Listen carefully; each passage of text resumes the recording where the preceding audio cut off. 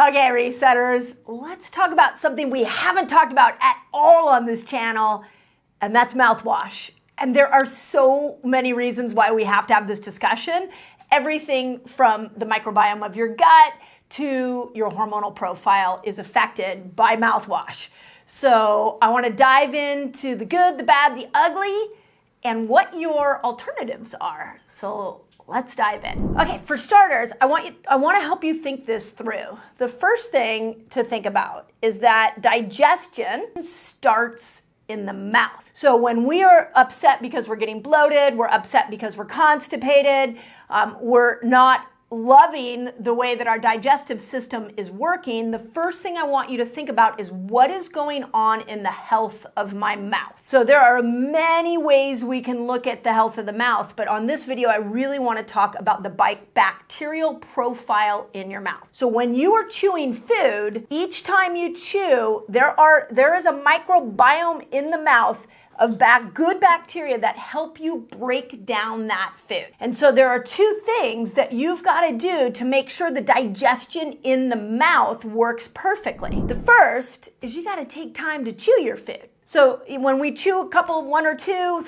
chews, we swallow and we go about our day, you're not getting proper breakdown of that food. And then what will happen is if you don't digest the food in your mouth, it gets sent on to your stomach. And in your stomach, if it's not pre-digested by the mouth, this is where it can actually start to ferment. So those of you that have been struggling with candida, sugar cravings, alcohol cravings, those of you that are struggling with bloating, maybe even a little bit of SIBO, you've got to think about pre-digesting your food, and first by chewing properly and chewing enough so that all those enzymes in your saliva, all those good bacteria in your mouth can actually start to break that food down so it can move on to the second place of digestion, which is your stomach. With that in mind, let's think about this microbiome in our mouth. So there are literally the bacteria in your mouth that are helping you pre-digest food. So when we use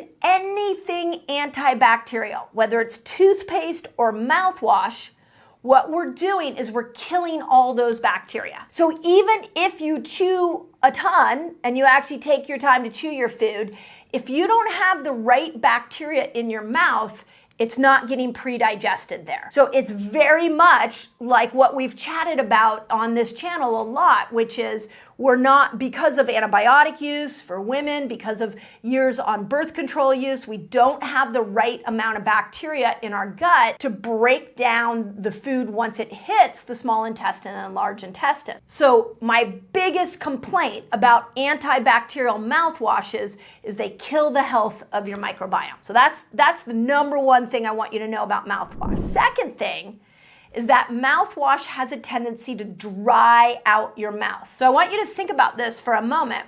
Why would your body have saliva?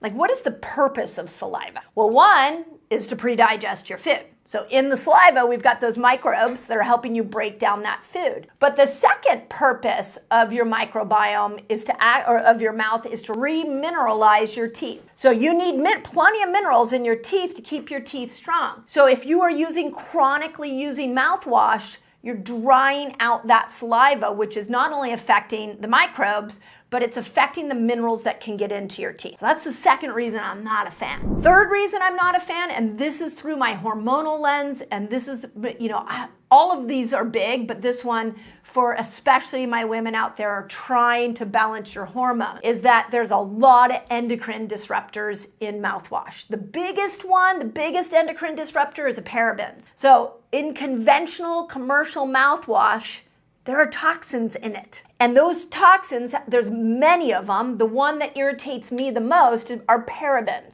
Parabens we can find in a lot of beauty products. We can find in our plastic water bottles. And these parabens go into receptor sites for estrogen. And your cells start thinking that it has the proper amount of estrogen. And especially for my menopausal women, when we get these endocrine disruptors in the cell, when this estrogen mimickers clogging up these receptor sites, now your whole hormonal production goes off. And the challenge that we have with mouthwash is most of you are using it every day. So it's not like you use it every once in a while, you're using it on a regular basis. So we're killing the microbes that we need for pre-digestion. We are affecting the minerals that go into our teeth and drying our mouth out. And we are creating massive amount of endocrine disruptors that start to clog up our estrogen, progesterone, testosterone receptor sites, slowing down your body's production of those hormones. So think about this for a moment, like those of you that are craving sugar, you crave alcohol and you can't seem to get over it. Maybe that's a fungus that's living in that gut. And if you're not digesting food in your mouth, it's going down to the gut, and it's creating a fermentation in there. And the more fermentation in the gut, the more you're allowing that fungus to continue to grow. And the more that fungus can grow, the more it's going to give you signals to eat more sugar. Let's talk about what we can do for great breath. Okay, I got to interrupt this video because I have a free guide for you so you can master fasting. It's called A Beginner's Guide to a Fasting Lifestyle. And all you've got to do is click here and you can jump right in. So the first, and one that I really like that's very natural and easy to do, you don't do it all the time, but it's a great one for just wiping the microbial slate clean in the mouth and allowing the good bacteria to grow, killing off the bad bacteria that might be in the mouth, and that's coconut oil pulling. You literally take coconut oil and you put a tablespoon in your mouth and you swish it around like that. Just swish it around, ideally 10 to 20 minutes.